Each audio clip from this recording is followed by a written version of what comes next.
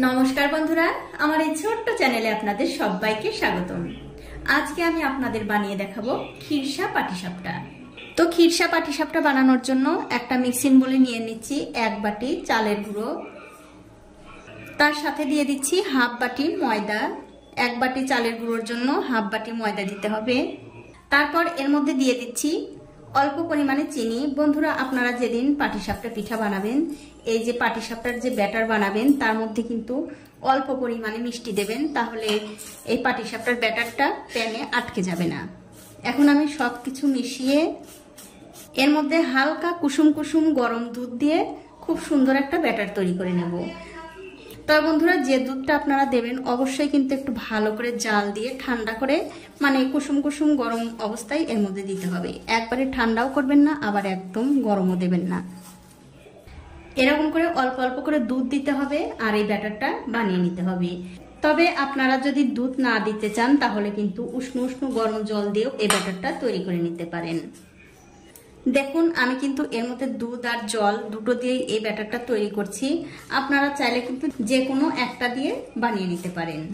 দেখুন, আমি কিন্তু অল্প একটু জল আর দুধ দিয়ে এই ব্যাটারটা তৈরি করে নিয়েছি। আর বন্ধুরা, এই ব্যাটারটা কিন্তু ঘন হবে না, এই ব্যাটারটা একটু পাতলা করেই করতে হবে। দেখুন, ঠিক এরকম ঘনত্বের ব্যাটারই আমাদের দরকার।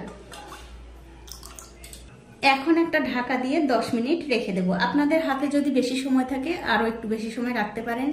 এখন এই 10 মিনিটের মধ্যে আমি খিরসাটা রেডি করে নেব। তার জন্য একটা কড়াইতে দিয়ে দিচ্ছি 1 কাপ দুধ। 1 কাপ না, 1.5 কাপ দুধ আমি দিয়ে দিলাম। এবারে গ্যাসের ফ্লেমটা মিডিয়ামে রেখে এই দুধটা ভালো করে জাল দিয়ে একটুখানি ঘন করে নেব। দেখুন, এই দুধটা কিন্তু আমি 4-5 মিনিট ধরে খুব ভালো করে জাল দিয়ে নিয়েছি। দেখতেই পাচ্ছেন দুধটা কিন্তু অনেকটা ঘন হয়ে গেছে। এখন আমি এর মধ্যে দিয়ে দিচ্ছি নারকেল কোড়া আর মিষ্টির জন্য দিয়ে দিচ্ছি একটু চিনি। বন্ধুরা, মিষ্টি কিন্তু আপনারা যে যেমন পছন্দ করবেন তেমন দেবেন। আমি একটু কম মিষ্টি খাই জন্য একটু কমই দিলাম, তবে একদম কিন্তু কম দিইনি, মানে স্বাভাবিক মতো মিষ্টি দিয়েছি। এবারে চিনি আর নারকেল এই দুধের সঙ্গে ভালো করে জাল দিয়ে নিতে হবে।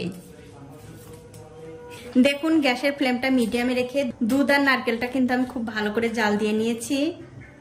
এখন আমি এর মধ্যে দিয়ে দিচ্ছি 2 চামচ গুঁড়ো দুধ। গুঁড়ো দুধটা এই নারকেলের সঙ্গে ভালো করে মিশিয়ে দিয়ে এর মধ্যে দিয়ে দিচ্ছি আগে থেকে করে রাখা সেই পাটিসাপটার ব্যাটার। 1 হাতা ব্যাটার আমি দিয়ে দিলাম, এতে করে এই খিরসাটা খেতে বেশি ভালো লাগবে। এবারে এই ব্যাটারের সঙ্গে নারকেলটা আবার খুব ভালো করে জাল দিয়ে নিতে হবে। আর আমার এই ছোট্ট চ্যানেলটি যারা সাবস্ক্রাইব করেছেন তাদেরকে অনেক ধন্যবাদ, আর যারা সাবস্ক্রাইব করেননি তাদেরকে সাবস্ক্রাইব করে নেওয়ার অনুরোধ রইল। আর এখন কিন্তু অবশ্যই গ্যাসের ফ্লেমটা একদম লোতে রেখে এই খিরসাটা বানিয়ে নিতে হবে। দেখুন, গ্যাসের ফ্লেমটা একদম লোতে রেখে এই খিরসাটা আমি আরো 3-4 মিনিট ধরে খুব ভালো করে রান্না করে নিয়েছি। আর দেখতেই পাচ্ছেন খিরসাটা কিন্তু হয়ে গেছে।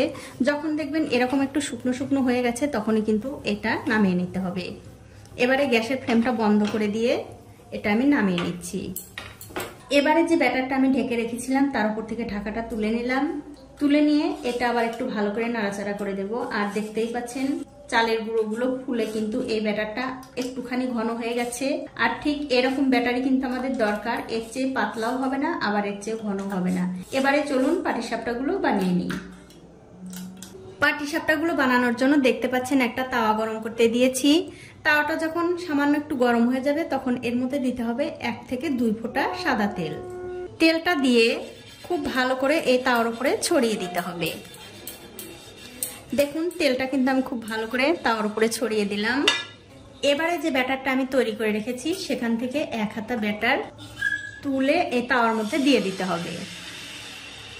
দিয়ে দেওয়ার পর এই তাওয়াটা ধরে আস্তে আস্তে একটু এরকম করে ঘুরিয়ে ঘুরিয়ে এই ব্যাটারটা ছড়িয়ে দিতে হবে। তাহলে পাটিসাপটাগুলো একটু পাতলা হবে, দেখতেও সুন্দর লাগবে, আবার খেতেও ভালো লাগবে।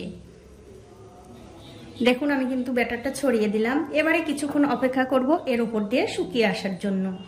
কিছুক্ষণ পর যখন দেখবেন ব্যাটারের উপর দিয়ে শুকিয়ে গেছে তখন এর উপরে দিয়ে দিতে হবে আগে থেকে করে রাখা সেই খিরসাটা আমি এরকম একটু হাত দিয়ে লম্বা করে দিলাম।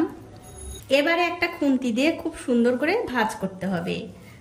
আর বন্ধুরা, এই পাটিসাপটা ভাজার সময় কিন্তু অবশ্যই গ্যাসের ফ্লেমটা একদম লোতে থাকবে।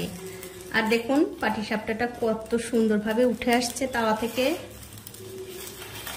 আমি আজকে আপনাদের যেভাবে পাটিসাপটার ব্যাটার করে দেখিয়েছি, আপনারাও যদি ঠিক এরকম করেই ব্যাটারটা বানান, আপনাদের পাটিসাপটাও কিন্তু তাওয়াতে আটকে যাবে না। এবারে এই পাটিসাপটাটা ভালো করে উল্টে পাল্টে দুই দিকটা একটু ভেজে নেব। দেখুন এই পাটিসাপটাটা কিন্তু আমি দুই দিকটাই ভালো করে একটু উল্টে পাল্টে ভেজে নিয়েছি। এটা হয়ে গেছে, এটা আমি তুলে নিচ্ছি। তুলে অন্য একটা প্লেটে রেখে দিচ্ছি। আমি আরো একটা পাটিসাপটা ভেজে আপনাদের দেখিয়ে দিচ্ছি। আমি আবার তাওয়ার উপরে সামান্য একটু তেল দিচ্ছি। তেলটা ভালো করে এই তাওয়ার উপরে ছড়িয়ে দিতে হবে। আপনারা যতবার পাটিসাপটা দেবেন ততবারই কিন্তু এরকম করে একটু তেল ব্রাশ করে দিতে হবে। দেখুন তেলটা ভালো করে ছড়িয়ে দিলাম।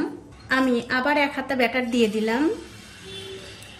তারপর এই তাওয়াটা ধরে এরকম ঘুরিয়ে ঘুরিয়ে এই ব্যাটারটা একটু ছড়িয়ে দিতে হবে। দেখুন ব্যাটারটা কিন্তু আমি ছড়িয়ে দিলাম। এবার আমি আবার অপেক্ষা করব এর উপর দিয়ে শুকিয়ে আসার জন্য। কিছুক্ষণ পর যখন দেখবেন উপর দিয়ে শুকিয়ে গেছে, তখন এই যে আমি আবার সেই পুরটা দিয়ে দিলাম। তারপর একটা খুন্তি দিয়ে এই পাটিসাপটাটাও খুব সুন্দর করে ভাজ করে নিতে হবে। আর আমি আজকে আপনাদের যেভাবে পাটিসাপটা বানানো দেখালাম, ঠিক এরকম করে যদি আপনারাও বানান, একটা পাটিসাপটাও কিন্তু প্যানে আটকে যাবে না। দেখুন এই পাটিসাপটাটাও কিন্তু কত সুন্দরভাবে হয়ে গেল। এটাও আমি উল্টে পাল্টে একটু দুই দিকটা ভালো করে ভেজে নেব। আর যে সকল বন্ধুরা ফেসবুক থেকে আমার এই রেসিপিটা দেখছেন, তাদের কাছে অনুরোধ থাকলো অবশ্যই আমার এই পেজটিকে ফলো করে দেবেন। তাহলে আমি যখনই নতুন কোনো রান্না নিয়ে আসবো, সবার আগেই কিন্তু আপনি দেখতে পাবেন। দেখুন এই পাটিসাপটাটার কিন্তু আমি দুই দিকটায় ভালো করে উল্টে পাল্টে ভেজে নিলাম। এটা হয়ে গেছে, এটা আমি তুলে নিচ্ছি। আর এই একই রকম করে কিন্তু সবগুলো পাটিসাপটাই ভেজে নিতে হবে। তো এই দেখুন বন্ধুরা, এক এক করে কিন্তু আমি সবগুলো পাটিসাপটাই ভেজে নিয়েছি। আর দেখুন কত সুন্দর হয়েছে, দেখতে কত সুন্দর লাগছে। আর একদম কিন্তু নরম তুলতুলে, বাচ্চা থেকে বড় সবারই কিন্তু ভীষণ পছন্দ হবে। আর 2 দিন পর্যন্তও কিন্তু এই পাটিসাপটাগুলো শক্ত হবে না। এখন আমি আপনাদের একটা পাটিসাপটা কেটেও দেখাচ্ছি কতটা সুন্দর হয়েছে। দেখুন একদম কিন্তু নরম তুলতুলে, সবাই পছন্দ করবে। তো বন্ধুরা, আজকের আমার এই পাটিসাপটার ভিডিওটি আপনাদের কেমন লেগেছে? যদি ভালো লেগেই থাকে অবশ্যই একটা লাইক, কমেন্ট আর শেয়ার করতে ভুলবেন না।